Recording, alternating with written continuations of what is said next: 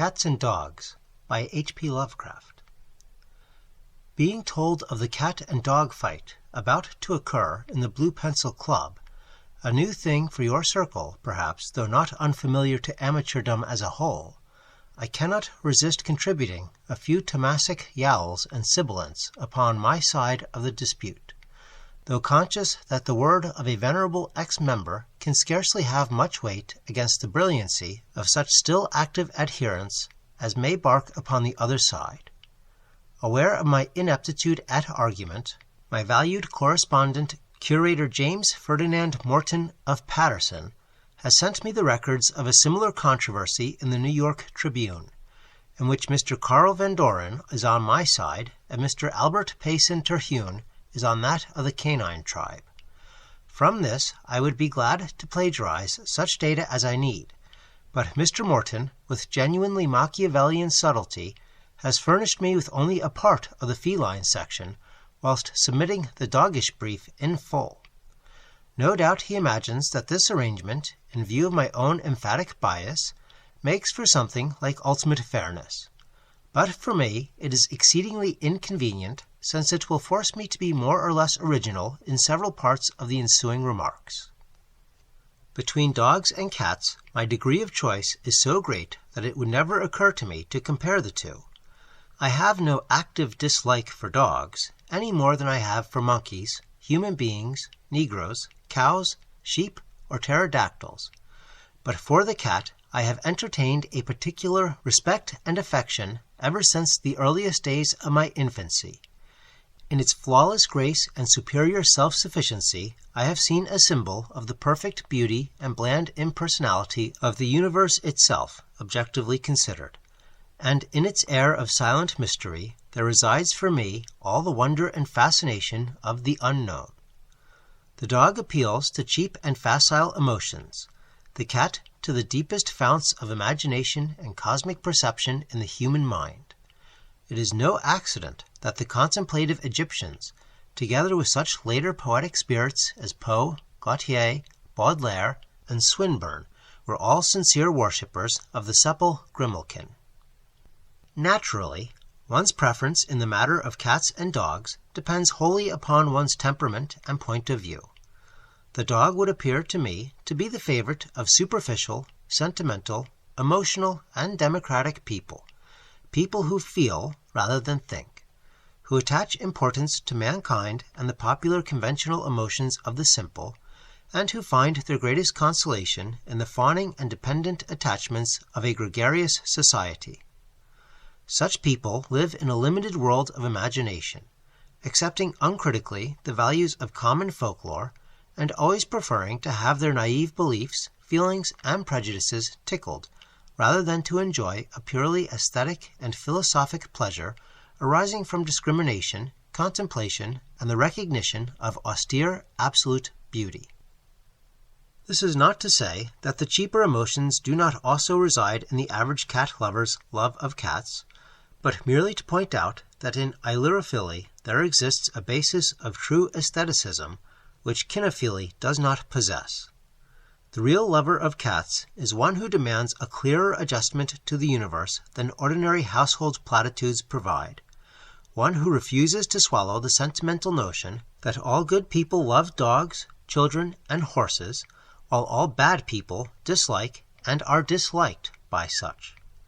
He is unwilling to set up himself and his cruder feelings as a measure of universal values, or to allow shallow ethical notions to warp his judgment.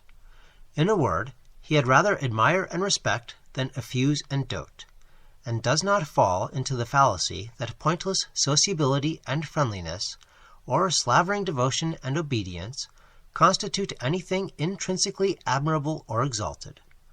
Dog lovers base their whole case on these commonplace, servile, and plebeian qualities, and amusingly judge the intelligence of a pet by its degree of conformity to their own wishes. Cat lovers escape this delusion, repudiate the idea that cringing subservience and sidling companionship to man are supreme merits, and stand free to worship aristocratic independence, self-respect, and individual personality, joined to extreme grace and beauty as typified by the cool, lithe, cynical, and unconquered lord of the housetops. Persons of commonplace ideas, unimaginative, worthy burghers who are satisfied with the daily round of things, and who subscribe to the popular credo of sentimental values, will always be dog lovers. To them, nothing will ever be more important than themselves and their own more primitive feelings, and they will never cease to esteem and glorify the fellow animal who best typifies these. Such persons are submerged in the vortex of Oriental idealism and abasement which ruined classical civilization in the Dark Ages, and live in a bleak world of abstract sentimental values wherein the mawkish illusions of meekness, devotion, gentleness, brotherhood, and whining humility are magnified into supreme virtues, and a whole false ethic and philosophy erected on the timid reactions of the flexor system of muscles. This heritage, ironically foisted on us when Roman politics raised the faith of a whipped and broken people to supremacy in their later empire, has naturally kept a strong hold over the weak and the sentimentally thoughtless, and perhaps reached its culmination in the insipid 19th century, when people were wont to praise dogs because they are so human, as if humanity were any valid standard of merit.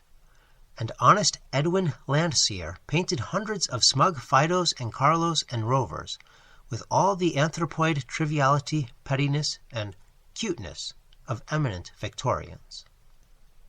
But amidst this chaos of intellectual and emotional groveling, a few free souls have always stood out for the old civilized realities which medievalism eclipsed, the stern classic loyalty to truth, strength, and beauty given by a clear mind and uncowed spirit to the full-living Western Aryan confronted by nature's majesty, loveliness, and aloofness. This is the virile aesthetic and ethic of the extensor muscles, the bold, buoyant, assertive beliefs and preferences of proud, dominant, unbroken, and unterrified conquerors, hunters, and warriors, and it has small use for the shams and whimperings of the brotherly, affection-slobbering peacemaker and cringer and sentimentalist. Beauty and sufficiency, twin qualities of the cosmos itself, are the gods of this aristocratic and pagan type. To the worshipper of such eternal things, the supreme virtue will not be found in lowliness, attachment, obedience, and emotional messiness. This sort of worshipper will look for that which best embodies the loveliness of the stars and the worlds and the forests and the seas and the sunsets, and which best acts out the blandness, lordliness, accuracy, self-sufficiency, cruelty, independence, and contemptuousness and capricious impersonality of all governing nature. Beauty, coolness, aloofness, philosophic repose, self-sufficiency, untamed mastery. Where else can we find these things incarnated with even half the perfection and completeness that mark their incarnation in the peerless and softly gliding cat, which performs its mysterious orbit with the relentless and unobtrusive certainty of a planet in infinity?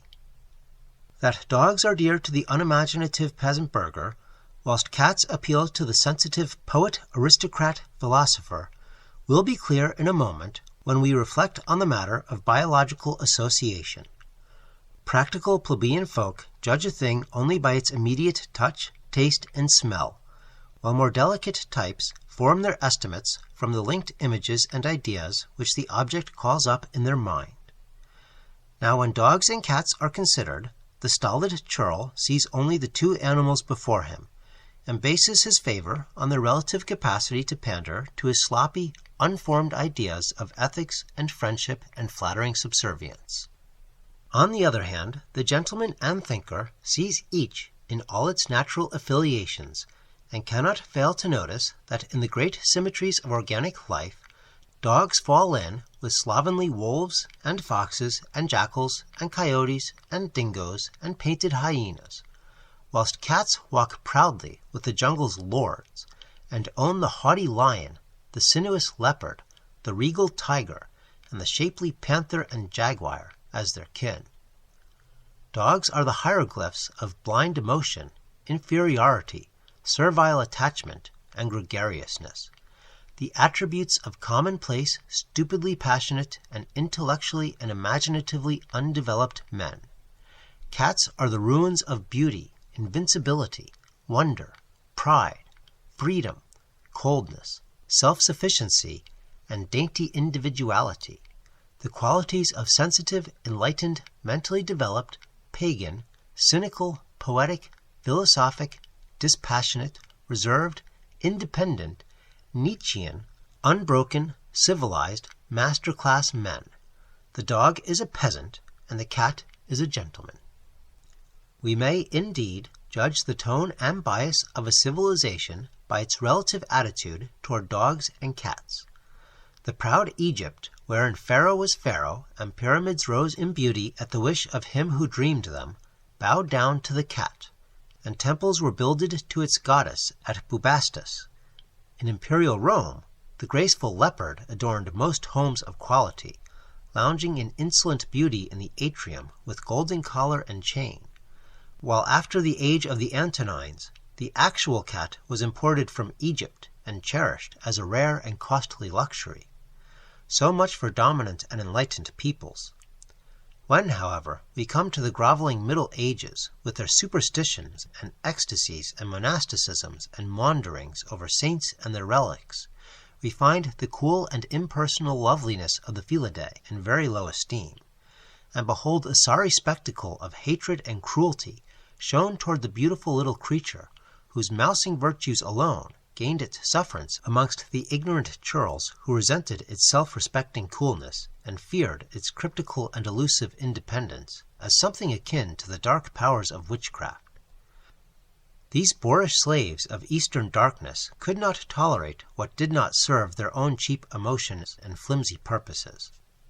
They wished a dog to fawn and hunt and fetch and carry, and had no use for the cat's gift of eternal and disinterested beauty to feed the spirit.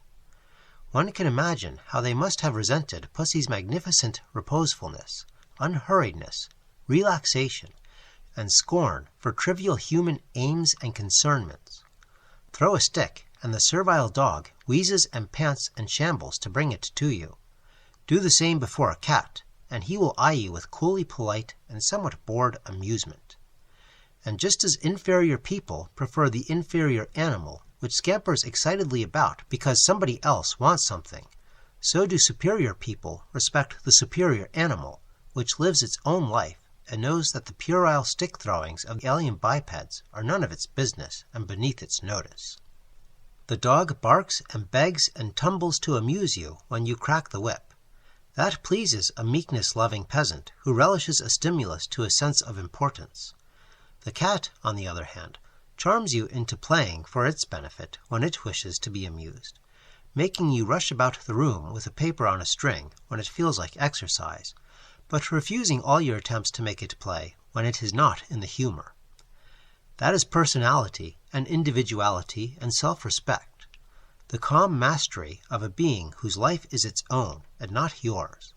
And the superior person recognizes and appreciates this because he, too, is a free soul whose position is assured, and whose only law is his own heritage and aesthetic sense.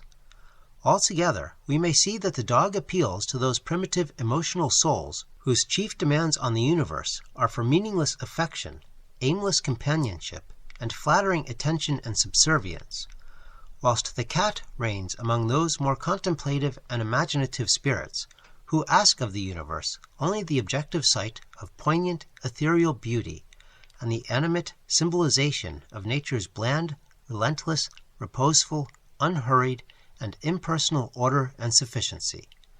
The dog gives, but the cat is. Simple folk always overstress the ethical element in life, and it is quite natural that they should extend it to the realm of their pets. Accordingly, we hear many inane dicta in favor of dogs on the grounds that they are faithful, while cats are treacherous. Now just what does this really mean? Where are the points of reference? Certainly, the dog has so little imagination and individuality that it knows no motives but its master's. But what sophisticated mind can descry a positive virtue in the stupid abnegation of a birthright? Discrimination must surely award the palm to the superior cat, which has too much natural dignity to accept any scheme of things but its own, and which consequently cares not one whit what any clumsy human thinks or wishes or expects of it. It is not treacherous, because it has never acknowledged any allegiance to anything outside its own leisurely wishes, and treachery basically implies a departure from some covenant explicitly recognized. The cat is a realist and no hypocrite. He takes what pleases him when he wants it and makes no promises. He never leads you to expect more from him than he gives, and if you choose to be stupidly Victorian enough to mistake his purrs and rubbings of self-satisfaction for marks of transient affection toward you, that is no fault of his. He would not for a moment have you believe that he wants more of you than food and warmth and shelter and amusement, and he is certainly justified in criticizing your aesthetic and imaginative development if you fail to find his grace, beauty, and cheerful decorative influence an aboundingly sufficient repayment for all that you give him. The cat lover need not be amazed at another's love for dogs. Indeed, he may also possess this quality himself, for dogs are often very comely and as lovable in a condescending way as a faithful old servant or tenant in the eyes of a master. But he cannot help feeling astonishment at those who do not share his love for cats. The cat is such a perfect symbol of beauty and superiority that it seems scarcely possible for any true aesthete and civilized cynic to do other than worship it. We call ourselves a dog's master, but whoever dared to call himself the master of a cat? We own a dog. He is with us as a slave and inferior because we wish him to be. But we entertain a cat. He adorns our hearth as a guest, fellow lodger, and equal because he wishes to be there. It is no compliment to be the stupidly idolized master of a dog whose instinct it is to idolize, but it is a very distinct tribute to be chosen as the friend and confidant of a philosophic cat who is wholly his own master and could easily choose another companion if he found such a one more agreeable and interesting. A trace, I think, of this great truth regarding the higher dignity of the cat has crept into folklore in the use of the names cat and dog as terms of opprobrium, whilst cat has never been applied to any sort of offender more serious than the mildly spiteful and innocuously sly female gossip and commentator. The words dog and cur have always been linked with vileness, dishonor, and degradation of the gravest type.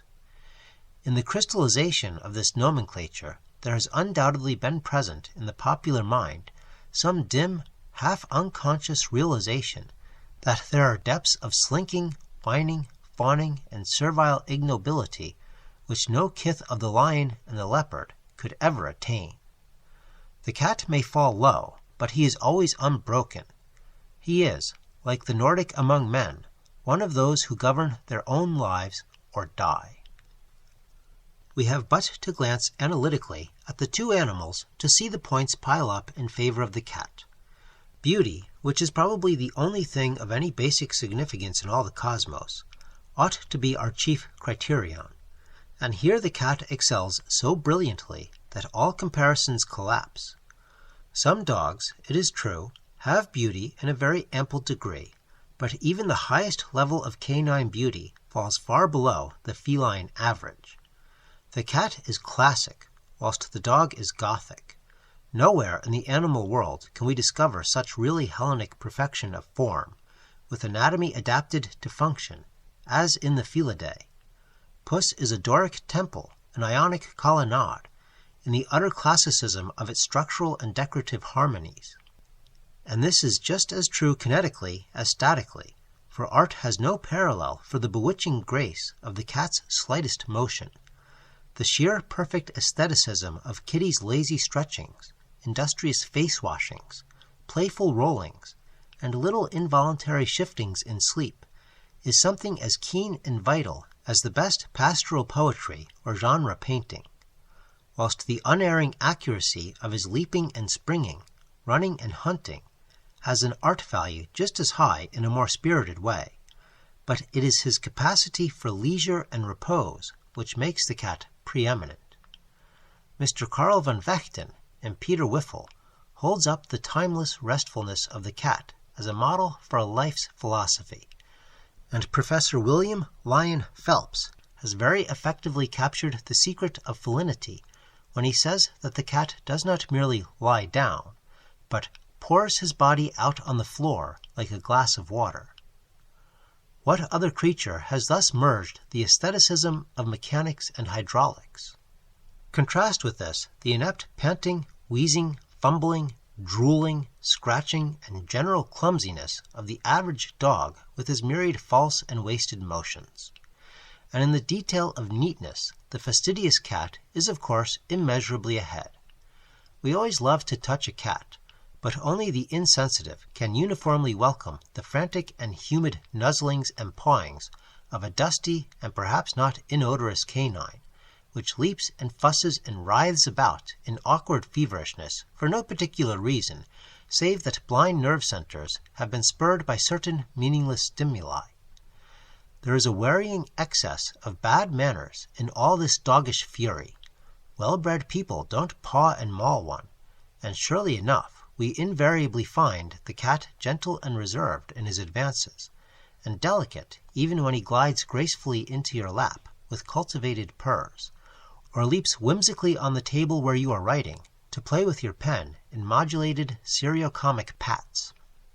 I do not wonder that Mahomet, the sheik of perfect manners, loved cats for their urbanity and disliked dogs for their boorishness, or that cats are the favorites in the polite Latin countries, whilst dogs take the lead in heavy, practical, and beer-drinking Central Europe.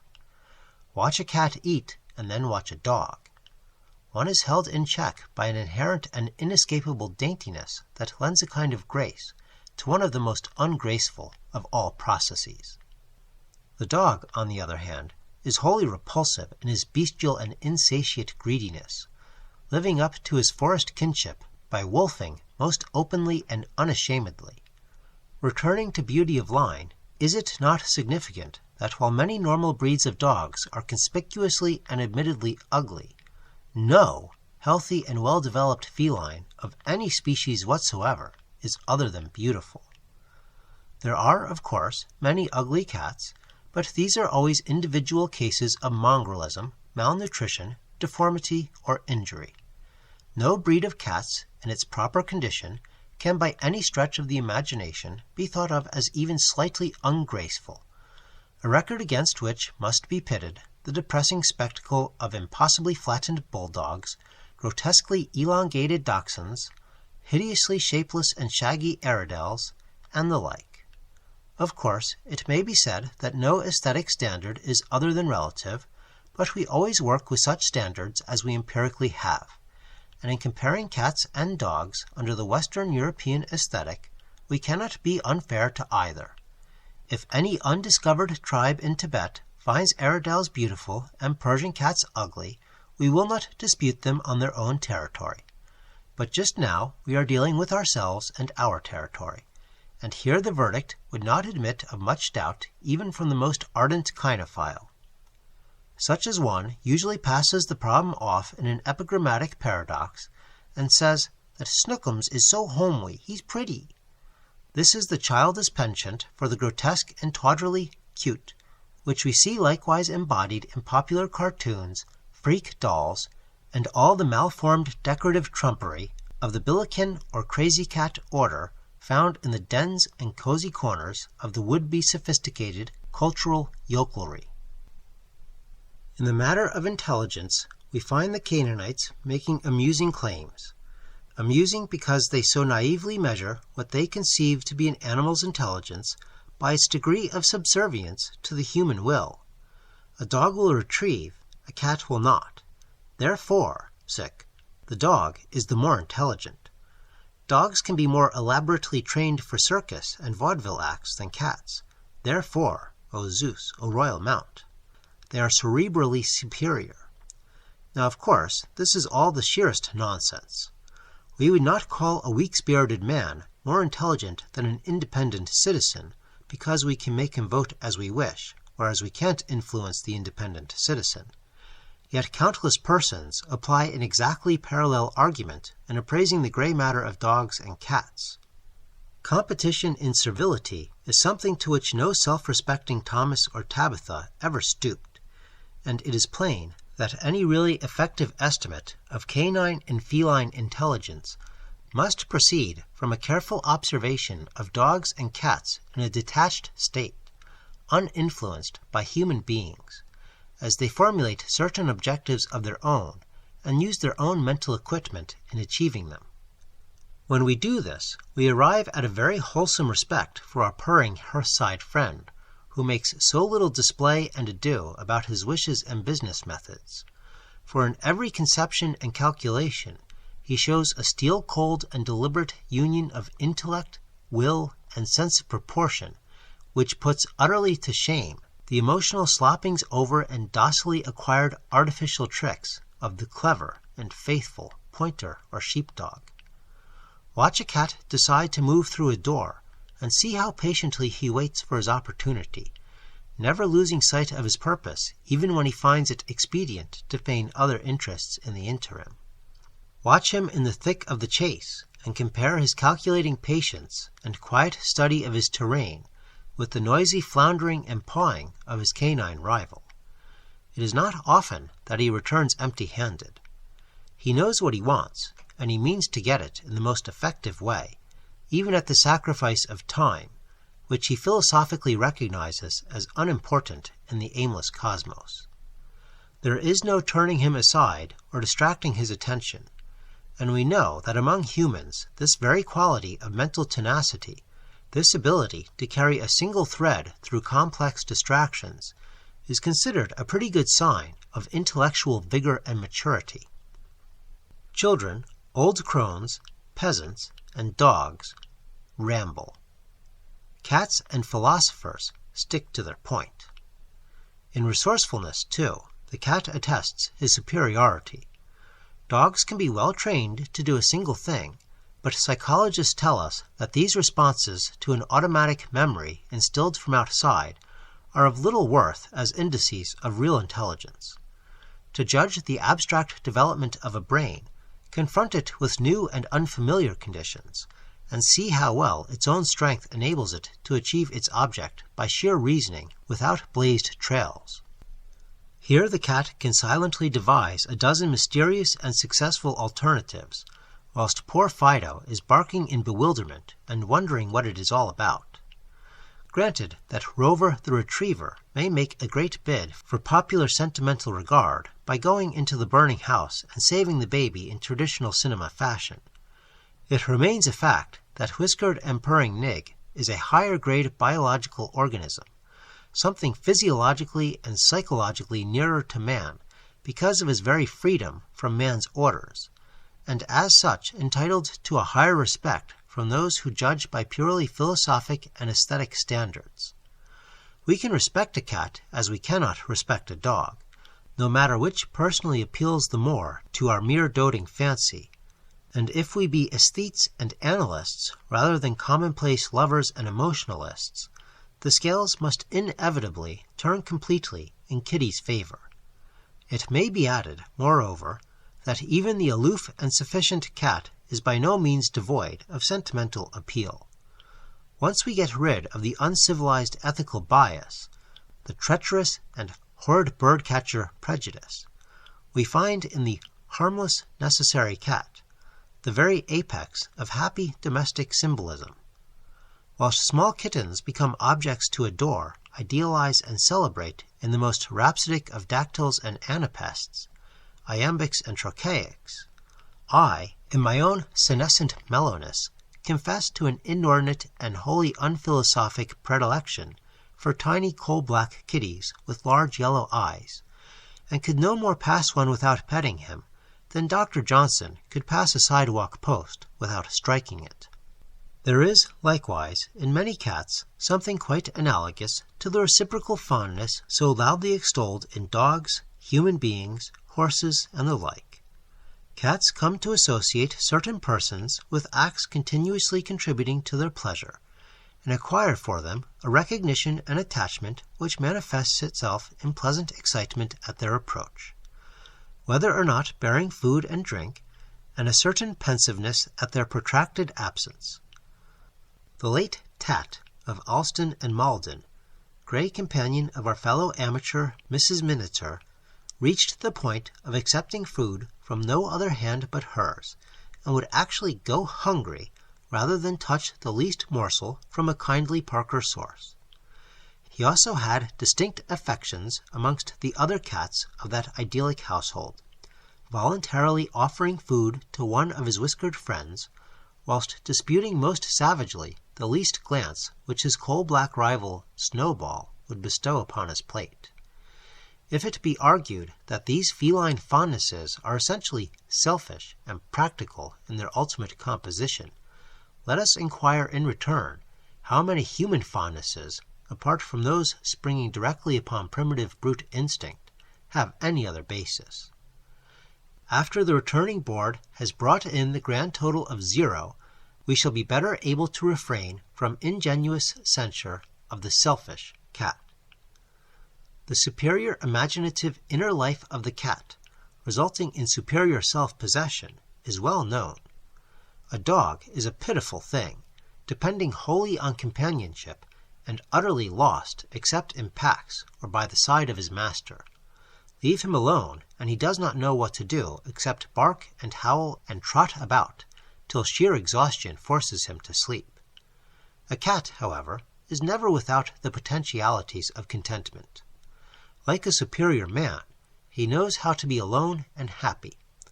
Once he looks about and finds no one to amuse him, he settles down to the task of amusing himself, and no one really knows cats without having occasionally peeked stealthily at some lively and well-balanced kitten which believes itself to be alone. Only after such a glimpse of unaffected tail-chasing grace and unstudied purring can one fully understand the charm of those lines which Coleridge wrote with reference to the human rather than the feline young. A limber elf, singing, dancing to itself. But whole volumes could be written on the playing of cats, since the varieties and aesthetic aspects of such sportiveness are infinite. Be it sufficient to say that in such pastimes many cats have exhibited traits and actions which psychologists authentically declare to be motivated by genuine humor and whimsicality in its purest sense, so that the task of making a cat laugh may not be so impossible a thing even outside the borders of Cheshire.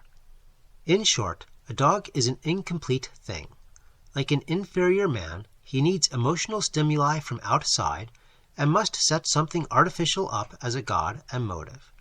The cat, however, is perfect in himself. Like the human philosopher, he is a self-sufficient entity and microcosm. He is a real and integrated being because he thinks and feels himself to be such, whereas the dog can conceive of himself only in relation to something else. Whip a dog, and he licks your hand. Fa! The beast has no idea of himself except as an inferior part of an organism whereof you are a superior part. He would no more think of striking back at you than you would think of pounding your own head when it punishes you with a headache. But whip a cat, and watch it glare and move backward hissing in outraged dignity and self-respect. One more blow, and it strikes you in return, for it is a gentleman and your equal, and will accept no infringement on its personality and body of privileges. It is only in your house anyway because it wishes to be, or perhaps even as a condescending favor to yourself. It is the house, not you, it likes. For philosophers realize that human beings are at best only minor adjuncts to scenery. Go one step too far, and it leaves you altogether. You have mistaken your relationship to it, and imagined you are its master, and no real cat can tolerate that breach of good manners. Henceforward, it will seek companions of greater discrimination and clearer perspective. Let anemic persons who believe in turning the other cheek console themselves with cringing dogs. For the robust pagan, with the blood of Nordic twilights in his veins, there is no beast like the cat. Intrepid steed of Freya, who can boldly look even Thor and Odin full in the face and stare contemplatively with great round eyes of undimmed yellow or green. And so, sir, I employ the singular, since I cannot imagine that you, O Jacob Ferdinand, would have the truly feline cruelty to spring all these 10+ pages on a deserving club which has never done you any harm. I believe I have outlined for you, with some fullness, the diverse reasons why, in my opinion, and in the smartly timed title phrase of Mr. Van Doren's Gentlemen Prefer Cats, the reply of Mr. Terhune in a subsequent issue of the Tribune appears to me beside the point, insomuch as it is less a refutation of facts than a mere personal affirmation of the author's membership in that conventional, very human majority who take affection and companionship seriously, enjoy being important to something alive, measure merit by devotion to human purposes, hate a parasite on mere ethical grounds without consulting the right of beauty to exist for its own sake, and therefore love man's noblest and most faithful friend, the perennial dog. I suppose Mr. Terhune loves horses and babies also, for they go conventionally together in the great 100%ers credo as highly essential likings for every good and lovable he-man of the Arrow Collar and Harold Bell Wright hero school, even though the motor car and dear Mrs. Sanger have done much to reduce the last two items. Dogs, then, are peasants and the pets of peasants. Cats are gentlemen and the pets of gentlemen. The dog is for him who places crude feeling and outgrown ethics and humanocentricity above austere and disinterested beauty, who just loves folks and folksiness and doesn't mind sloppy clumsiness if only something will truly care for him. Tableau of dog across master's grave, C.F. Landseer, the old shepherd's chief mourner. The guy who isn't much for highbrow stuff, but is always on the square and don't, often find the Saturday Post or the New York World too deep for him, who hadn't much use for Valentino, but thinks Doug Fairbanks is just about right for an evening's entertainment. Wholesome, constructive, non-morbid, civic-minded, domestic, I forgot to mention the radio, normal, that's the sort of go-getter that ought to go in for dogs. The cat is for the aristocrat, whether by birth or inclinations, or both, who admires his fellow aristocrats, even if little Belknap isn't especially fond of Phyllis. He is for the man who appreciates beauty as the one living force in a blind and purposeless universe, and who worships that beauty in all its forms without regard for the sentimental and ethical illusions of the moment, for the man who knows the hollowness of feeling and the emptiness of human objects and aspirations, and who therefore clings solely to what is real, as beauty is real, because it pretends to no significance beyond the emotion which it excites and is. For the man who feels sufficient in the cosmos and asks no false perspective of exaltation, who is moved by no mawkish scruples of conventional prejudice, but loves repose and strength and freedom and luxury and superiority and sufficiency and contemplation, who as a strong, fearless soul wishes something to respect instead of something to lick his face and accept his alternate blows and strokings, who seeks a proud and beautiful equal in the peerage of individualism, rather than a cowed and cringing satellite in the hierarchy of fear, subservience, and devotion. The cat is not for the brisk, self-important little worker with a mission, but for the enlightened, dreaming poet who knows that the world contains nothing really worth doing, the dilettante, the connoisseur, the decadent, if you will, though in a healthier age than this there were things for such men to do, so that they were the planners and leaders of those glorious pagan times. The cat is for him who does things not for empty duty, but for power, pleasure, splendor, romance, and glamour. For the harpist who sings alone in the night of old battles, or the warrior who goes out to fight such battles for beauty, glory, fame, and the splendor of a kingly court, athwart which no shadow of weakness or democracy falls. For him who will be lulled by no sops of prose and usefulness, but demands for his effort the ease and beauty and ascendancy and cultivation which alone make effort worthwhile. For the man who knows that play, not work, and leisure, not bustle, are the great things of life, and that the round of striving, merely in order to strive some more, is a bitter irony of which the civilized soul accepts as little as it can.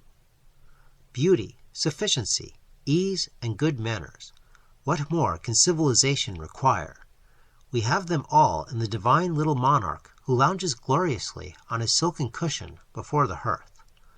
Loveliness and joy for their own sake, pride and harmony and coordination, spirit, restfulness, and completeness, all here present, and need but a little sympathetic disillusionment for worship in full measure.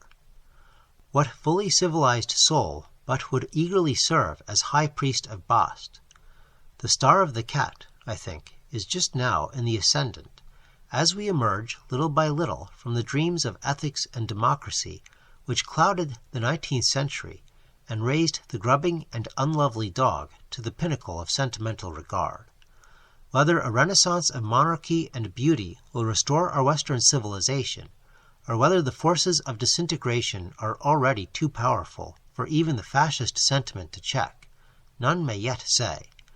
But in the present moment of cynical world unmasking between the pretense of the 1800s and the ominous mystery of the decades ahead, we have at least a flash of the old pagan perspective and the old pagan clearness and honesty.